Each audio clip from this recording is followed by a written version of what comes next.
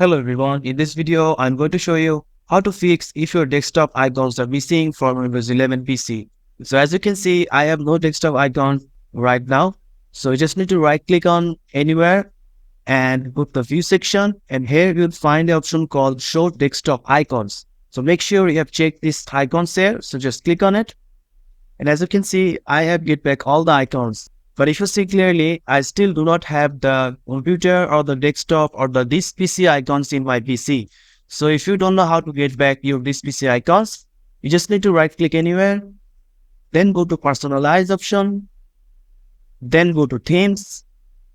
Then if you go down here, you'll find the option called desktop icon settings. Click on it. Then you can see there's the option of your this PC icon. So you just need to check on computer, or you can check on this PC. Then click apply, click OK. And now if I go back to my Windows PC, as you can see, here is this PC icons or the desktop icons. So that's it guys. This is how you can fix if your this PC or desktop icons missing in Windows 11. So if you found this video helpful, please subscribe to this channel and thank you for watching.